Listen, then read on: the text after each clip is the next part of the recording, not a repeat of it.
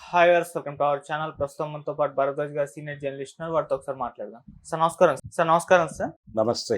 Sir RK గారు ఈ వారం తన కొత్త పలుకుని అల్లు అర్జున్ గారి పై రాశారు సార్. అంటే అల్లు అర్జున్ గారే అంతా చేశారు, ఆయన వల్లే ఇటువంటి పరిస్థితి వచ్చింది, ఆయన ఇగో వల్లే ఇటువంటి పరిస్థితి వచ్చింది, ఆయనకు సారీ చెప్పుకుంటే అయిపోయేది అని చెప్పేసి, అంటే హీరో రేవంత్ రెడ్డి గారు, విలన్ ఇండస్ట్రీకి అల్లు అర్జున్ గారు అన్నట్టుగా ఆయన కొత్త పలుకు అయితే ఉంది సార్. సో ఆయన కొత్త పలుకు పైన మీ పలుకులు ఏంటి సార్? అంటే అల్లు అర్జున్ తప్పు చేశాడు అనేది ఆయన కొత్తగా చెప్పక్కర్లేదు. ఎస్టాబ్లిష్డ్ ఫ్యాక్ట్ అది. ఎస్టాబ్లిష్డ్ ఫ్యాక్ట్ అంటే జరిగిన తప్పు ఏంటంటే యాక్చువల్గా ఆయన ఇన్సిడెంట్ జరిగింది అనేది తన నోటీస్కి రాగానే తను వెంటనే టువర్డ్స్ ద ఇన్సిడెంట్ రియాక్ట్ కావాలి. అది జరగల. అది జరగకపోవడమే ప్రథమ తప్పిదం. రియాక్ట్ అయ్యి ఇమ్మీడియట్గా నిజమా అలాగా పదండి వెళ్దామని చెప్పేసి వెంటనే వెళ్ళిపోయి అక్కడ సంఘటనా స్థలానికి వెళ్ళి అయ్యో ఇలా జరిగిందా అని అందరినీ తిట్టేసి అక్కడ కొంచెం శివాజీ గణేశన్ని ఎన్టీ రామారావు గారిని ఆవాహన చేసుకుని అలా వెంటనే డెడ్ బాడీ దగ్గరికి వెళ్ళి ఒక ఎమోషనల్గా వెళ్ళాల్సినటువంటి సందర్భం అది. ఈయన ఎప్పుడైతే సెట్ బ్యాక్ అయ్యాడు, సెట్ బ్యాక్ అవటం మాత్రమే కాదు, కంగారు పడ్డాడు. అది అనుభవరాహిత్యం కూడా కావచ్చు. అనుభవరాహిత్యము అలాగే బాధ్యతారాహిత్యము రెండు కలగలిసి ఉన్నాయి. బాధ్యతారాహిత్యం అని ఎందుకు అనాల్సి వస్తుందంటే తను రియాక్ట్ కాలే అసలు. తర్వాత అతని రియాక్షన్స్ అన్నీ కూడా చాలా కృత్రిమంగా కనిపించినాయి.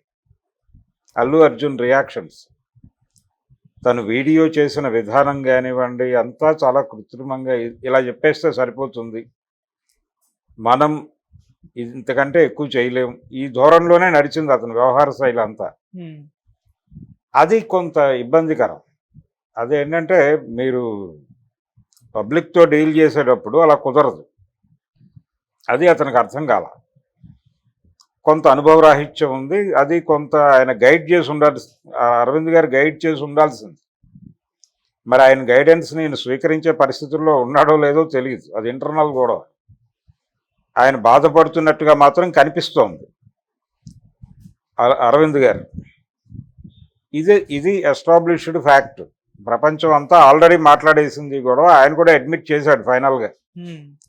ఈ కొత్త పలుకు రాయటానికంటే ముందే పోలీసు విచారణ సందర్భంగా జరిగిన సంఘటనలన్నీ వాళ్ళు ఆయనకు ఎస్టాబ్లిష్ చేసి చూపించిన సందర్భంగా ఆయన రియాక్షను తను తప్పు చేసినట్టుగా ఆయనకు అర్థమైంది, అదే మాట్లాడాడు అక్కడ అనేది బయటకు వచ్చింది. సో తను కొంత కన్ఫెసివ్ టోన్లోకి వెళ్ళాడు. అది శుభపరిణామమే. నిజానికి ఇది రాస్తే బాగుండేది. ఆయన అంటే ఒక వ్యక్తి ఒక ఇన్సిడెంట్ జరిగినప్పుడు ఎలా రియాక్ట్ కావాలి, ఎలా రియాక్ట్ కావాల్సిన పద్ధతిలో రియాక్ట్ కాకపోతే జరిగే నాశనం ఏమిటి అనేది నిజానికి ఈ సంఘటన నుంచి ప్రపంచం నేర్చుకోవాల్సినటువంటి విషయం. ఎవరైనా సరే తన వైపు నుంచి ఒక తప్పు జరిగింది అని అనిపించినప్పుడు ఇమ్మీడియట్గా కన్సర్న్ పర్సన్ని కలిసి సారీ చెప్పాల్సినటువంటి ఒక అవసరం ఉంటుంది. ఓకే. తద్వారా ఏంటంటే హ్యూమన్ రిలేషన్స్ బాగుంటాయి. ఇక్కడ హ్యూమన్ రిలేషన్స్ స్ట్రెయిన్ అయినాయి. పర్టికులర్గా అల్లు అర్జున్ విషయంలో తను టువర్డ్స్ ఇన్సిడెంట్ ప్రాపర్గా రియాక్ట్ కాకపోవడము, జరిగిన దానిలో తను తప్పు ఉంది అని అంగీకరించకపోవడం, అది ప్రధానంగా ఈ ఇష్యూ డ్రాగ్ అవటానికి, అంటే ఇంత నడవటానికి కారణమైంది. అలాగే అది క్రమంగా ప్రభుత్వానికి ఇలా తప్పించుకునే అవకాశం లేదు. అది బాధ్యతగా వ్యవహరించి తీరాల్సిన పరిస్థితి. పోలీస్ డిపార్ట్మెంటు బాధ్యతగా వ్యవహరించబట్టే కొంతమేరకు అక్కడికే వాళ్ళు కొంత ల్యాగ్ చేశారు. 10 రోజులు పట్టింది అరెస్ట్ చేయడానికి. వాళ్ళు ఇమ్మీడియట్గా అల్లు అర్జున్ని లోపల వేయచ్చు అక్కడే. కానీ ఆ పని చేయలే. వాళ్ళు చాలా హంబుల్గాను గౌరవప్రదంగానే వ్యవహరించారు. ఓకే. అయినప్పటికీ వాళ్ళని టార్గెట్ చేశాడు ఈయన. అంటే వాళ్ళ లోపం ఉంది అని ఫస్ట్ ఇంటర్వ్యూలోనూ, ఆయన తర్వాత ఇంటి దగ్గర పెట్టిన ప్రెస్ మీట్లో కూడా అదే మాట్లాడాడు. ఆయన ఎంతసేపు తాను అమాయకుడినని తన అమాయకత్వాన్ని ప్రపంచానికి చాటి చెప్పే ప్రయత్నం చేశాడు తప్ప తను తప్పుందని అడ్మిట్ చేయకుండా అవతలవాడికి తప్పని చెప్పడం మొదలుపెట్టాడు. ఈ ధోరణి కరెక్ట్ కాదు అనేది ఎస్టాబ్లిష్ చేస్తూ ఆయన కొంచెం అర్థం చేయించే పద్ధతిలో రాసుంటే హంబుల్గా ఉండేది. అసలు ఎవరైనా సరే ఎడిటోరియల్స్ అలాగే ఉండాలి. ఎవరిని నిందించక్కర్లేదు. జరిగిన సందర్భంలో దొర్లిన తప్పుల గురించి వివరించి చెప్పి ఇలా వ్యవహరించకుండా ఉండాలి. ఇది వారి ఒక్కరి వ్యవహారం కాదు, ఇది ప్రపంచం అంతా తెలుసుకోవాల్సినటువంటి సందర్భం. దీని నుంచి మనం ఏం నేర్చుకోవాలి, ప్రపంచం ఏం నేర్చుకోవాలనేది చెప్పాలి నువ్వు. అది మానేసి ఈయన కూడా ఒక స్టాండ్ తీసేసుకుని అల్లు అర్జున్ విలను, రేవంత్ రెడ్డి హీరో అనే ప్రొజెక్షన్ ఇచ్చేసి మధ్యలో చంద్రబాబుకు కూడా 2 అక్షింతలేసి మీరు ఈ టైంలో అరవింద్ అర్జున్ అన్నాడు. ఆయన దానిలో అర్జున్ కాదు, వాస్తవానికి ఆయన అరవింద్తో మాట్లాడాడు. చంద్రబాబు ఏం కంగారు పడకండి అనేది చెప్పుంటాడు ఆయన. అంతకుమించి ఏం పర్లేదు, నేను చూసుకుంటాను, కేసు తప్పించేద్దాం మనం అని చెప్పుండడు. అల్లు అరవింద్ అనేవారు ఎవరు అవునన్నా కాదన్నా ఆయన ఇండస్ట్రీకి సంబంధించి ఒక పెద్ద మనిషి, ఒక అగ్ర నిర్మాత. ఇండస్ట్రీ తరఫున ఏదైనా ఇష్యూస్ గవర్నమెంట్తో మాట్లాడాల్సి వచ్చిన సందర్భంలో ముందడుగు వేస్తున్నటువంటి వ్యక్తి కాబట్టి ఆయనకు ఆ ప్రామినెన్స్ ఉంది. ఇది మాత్రమే కాదు, ఒక రాజకీయపరమైనటువంటి అనుబంధం కూడా ఉంది చంద్రబాబుకిను అరవింద్కి. ఈ రోజున కాదు, గతంలో కూడా. అంటే చిరంజీవి ప్రజారాజ్యం పార్టీ పెట్టడానికంటే ముందు కూడా ప్రతి ఎన్నికల ముందు కాంగ్రెస్ పార్టీ నాయకుల్ని అలాగే తెలుగుదేశం పార్టీ నాయకుల్ని చిరంజీవి అరవింద్ కలిసేవారు. అది ఓపెన్గా మీడియాలో వచ్చేది కాదు, కానీ కలిసేవారు. కలిసి కొంతమంది ఆస్పిరెంట్స్ వాళ్ళని ఆశ్రయించేవాళ్ళు. వాళ్ళకు ఉన్నటువంటి ఇమేజ్ రీత్యా వెళ్ళి వీళ్ళని కొంచెం అకామిడేట్ చేయండి అని చెప్పేవాళ్ళు. చేయగలిగితే చేసేవాళ్ళు, లేకపోతే వదిలేసేవాళ్ళు. అది అలా నడిచేది. ఓకే, 1-2 సందర్భాల్లో ఆ వార్త బయటకు వచ్చింది అంతే తప్ప రెగ్యులర్గా అది బయటకు వచ్చేది కాదు. వీళ్ళు వెళ్ళి కలిసేవాళ్ళు. ఒక గుడ్ రిలేషన్స్లో ఉండాలి అనే ఉద్దేశంతో ఉండేవాళ్ళు అన్ని పార్టీలతో. అందులో భాగంగానే చంద్రబాబుతో ఈయన అప్పుడప్పుడు కలిసిన సందర్భాలు ఉన్నాయి. ఆయనకి ఆ మెమరీస్ అన్నీ గుర్తొచ్చి ఉండొచ్చు. ఒకసారి ఫోన్ చేసి పలకరించాడు, అంతకుమించి ఏమీ లేదు. అయితే రాధాకృష్ణ గారు ఆయన కొంచెం రేవంత్ రెడ్డిని గైడ్ చేస్తున్నట్టుగా ఫ్రమ్ ది బిగినింగ్ కనిపిస్తుంది. అంటే ఇది బీఆర్ఎస్ మీద, కేసీఆర్ మీద వ్యతిరేకత కూడా కావచ్చు. ఆ వ్యతిరేకతతో ఆయన కొంచెం ప్రో కాంగ్రెస్ వెళ్ళాడు ఎలక్షన్ టైంలో. ఎలక్షన్ అయిపోయిన తర్వాత రేవంత్ రెడ్డి గారితో తరచూ ఏబిఎన్ ఛానల్లో ఇంటర్వ్యూస్ టెలికాస్ట్ అయినాయి. ప్రభుత్వ కార్యక్రమాలు, ప్రభుత్వం ఎలా నడుస్తోంది అనే దానికి సంబంధించి వారి నుంచే ప్రపంచానికి తెలియజేసే ప్రయత్నం రేవంత్ రెడ్డి గారు చేశారు. వారిద్దరూ ఒక రకమైన గురు శిష్య బంధంలాగా మాట్లాడుకోవటం కూడా చూసాం మనం.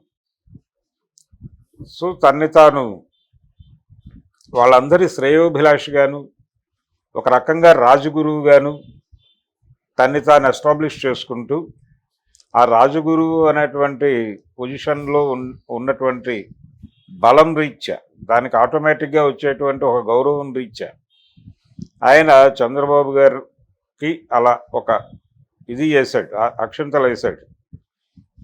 అలా మాట్లాడి ఉండాల్సింది కాదు, వీరినేమో నువ్వు ఇలాగే చెయ్యాలి, ఇలా చేయటమే పద్ధతి, ఇలాగే ఉండాలి అని చెప్పి వీరికి ఒక ఆశీర్వాదం ఇచ్చాడు. ఇచ్చి అలా బిహేవ్ చేయటం కరెక్ట్ కాదు అని వార్నింగ్ ఇవ్వటం ద్వారా మీరు కూడా మాకు సరెండర్ అవ్వండి అని ఒక ఇండికేషన్ వారికి ఇచ్చాడు. ఇదే కనిపించింది తప్ప ఒక హంబుల్నెస్ లేదు దీనిలో కూడా. ఇది కూడా వన్ సైడెడ్ కొట్టుడే. అంటే నేను ఇందాక చెప్పినట్టుగా ఆయన జరిగిన సంఘటనని వివరించి ప్రభుత్వం ఎలా వ్యవహరించింది, అల్లు అర్జున్ ఎలా వ్యవహరించాడు, ఈ సంఘటనని ప్రపంచం ఎలా అర్థం చేసుకోవాలి, దీని నుంచి మనం ఏం నేర్చుకోవాలి, ప్రపంచం ఏం నేర్చుకోవాలి, అంతే. అది రాయాలి. అది రాస్తే హంబుల్గా ఉండేది. అది కాకుండా నువ్వు స్టాండ్ తీసుకుని ఒకరిని విలనని ఒకరిని హీరో అని, అది కాదు కదా మీడియా చేయవలసిన పని. అది కాదు కదా ఒక పత్రిక సంపాదకుడు చేయాల్సిన పని అది కాదు. కాబట్టి పత్రికా సంపాదకుడుగా తాను చేయాల్సిన పని కాకుండా చేయకూడని పనులు చేస్తూ ఉంటాడు ఆయన. ఆ క్రమంలో చేసిన పనే ఇది కూడా. ఇంకో మాట కూడా అన్నారు సార్, రేవంత్ రెడ్డి గారు పేరు మర్చిపోయినప్పుడు అక్కడ నుంచి ప్రెషర్ వచ్చింది, పొలిటికల్ ప్రెషర్. అల్లు అర్జున్ గారిని క్షమాపణ చెప్పాలి అని చెప్పేసి కోరుకున్నారు. కాకపోతే ఆయన నాకు రాజకీయాలతో సంబంధం లేదు చెప్పను అని చెప్పాడు. ఆ ఇగో కారణంగానే ఇలా జరిగింది అని కూడా ఆయన ప్రస్తావించారు అందులో. ఇగో ఆయనకి ఇన్సైడ్ ఇన్ఫర్మేషన్ ఉంటే ఉండుండొచ్చు. ఆయన నేరుగా రేవంత్ రెడ్డితో రోజు మాట్లాడే పద్ధతిలో బిహేవ్ చేస్తూ ఉంటాడు. ఉమ్, లేదు నన్ను అడగకుండా రేవంత్ రెడ్డి ఏ నిర్ణయం తీసుకోడు, చంద్రబాబు ఏ నిర్ణయం తీసుకోడు అన్న టోన్లో కూడా ఈయన వ్యవహార శైలి ఉంటుంది. ఓకే. అందుచేత ఆయనకు తెలిసి ఉండొచ్చు, ఒకవేళ ఆయన హర్ట్ అయ్యాడనే విషయం ఈయనకు తెలిసి ఉండొచ్చు, కానీ ప్రపంచానికి తెలియదు. ఉమ్, ప్రపంచానికి అనవసరం కూడా అది. ఓకే. ఆయన పేరు మర్చిపోవడం తప్పే. కాన్షియస్గా ఉండాలి. ఒక ఉపన్యాసం ఇచ్చేటప్పుడు మైక్ ముందుకు వచ్చేటప్పుడు ప్రిపేర్డ్గా రావాలి. ఆ ప్రిపేర్డ్నెస్ కనిపించలేదు అల్లు అర్జున్లో అనేది వాస్తవం. ఉమ్, ఆయన చాలా గందరగోళమే మాట్లాడాడు.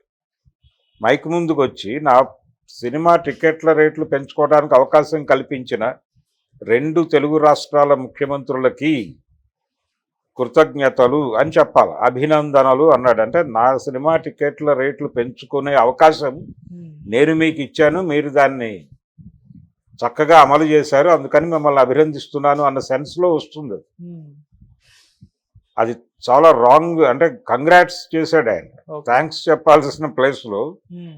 చెప్పాల్సిన ప్లేస్లో కంగ్రాట్స్ చెప్పాడు. తప్పు కదా అది. ఇలాంటి తప్పులు చాలా దొరికినాయి ఆ ఉపన్యాసంలో వెతికితే. అవును. అలా అన్ప్రిపేర్డ్గా రావటం మీద నువ్వు మాట్లాడు. ఆయన హర్ట్ అయ్యాడో లేదో ప్రపంచానికి ఏం సంబంధం? ఒకవేళ గాయపడి ఉంటే అది తప్పు కదా. ఆ లెవెల్లో ఉన్న మనిషి, ఒక ముఖ్యమంత్రి ఉమ్, తన పేరు మర్చిపోయాడు కాబట్టి అతన్ని టార్గెట్ చేశాడు అని ఈయన రాయటం తప్పు. ఒకవేళ ఆయన ఇప్పుడు ఈయన రాస్తే ప్రపంచం ఎలా అనుకుంటుంది అంటే నిజంగానే గాయపడ్డాడేమో అనుకుంటుంది. ఉమ్, తద్వారా రేవంత్ రెడ్డిని చిన్నోడిని చేసినట్టు. ఆయన ఏమీ అనుకోలేదు, ఈయన పేరు మర్చిపోయాడు అని ప్రపంచం గాయపడి ఇదంతా చేస్తున్నాడని ప్రపంచం అనుకుంటోంది. కానీ ఇలాంటి విషయాలకి హర్ట్ అయ్యేటువంటి చిన్న మనిషి కాదు ఆయన అని రాస్తే అంత హంబుల్గా ఉండేది. ఆయన స్థాయి పెంచినోడు అయ్యేవాడు కదా. ఇది కూడా తప్పే. ఓకే. ఇలా ఆయన అంటే ఆయనకు తెలిసి ఉండొచ్చు కాక తెలిసినవన్నీ రాయాలని లేదు కదా. ఉమ్, ప్రపంచానికి తెలియజేయాల్సిన విషయాలు తెలియజేయి. కానీ మీ పర్సనల్ ఒపీనియన్స్, మీ పర్సనల్ ఇదంతా అక్కడ రాసేస్తే ఎలాగా? ప్రపంచం ఏమనుకుంటుంది అది చదివేటప్పుడు? ఉమ్, ఈయన ఏదో మనకి ఉపదేశిస్తున్నాడు అనుకుని చదువుతారు. ఆయనది గురుస్థానం. ఎవరైనా సరే 10 మందికి చెప్పేవాడు ఎవరిదైనా గురుస్థానమే. గురువు ఇష్టం వచ్చినట్టు మాట్లాడకూడదు కదా, బాధ్యతగా మాట్లాడాలి. ప్రపంచానికి ఏం తెలియాలో అది చెప్పాలి, ఏం తెలియాల్సిన అవసరం ఉందో అది చెప్పాలి, ఎలా నడిపించాలో అది మాత్రమే మాట్లాడాలి. అది తప్ప మిగిలిన ఎమోషన్స్ మాట్లాడితే అలాగా? ఎమోషన్స్ లేకుండా ఒక స్టేట్లో ఉండి రాయవలసింది సంపాదకీయం. ఉమ్. అది ఎమోషనల్గా రాసేస్తున్నాడు ఈయన. అది ప్రమాదం. Okay sir. అదే చేశాడు ఆయన. Thank you so much sir. Thank you.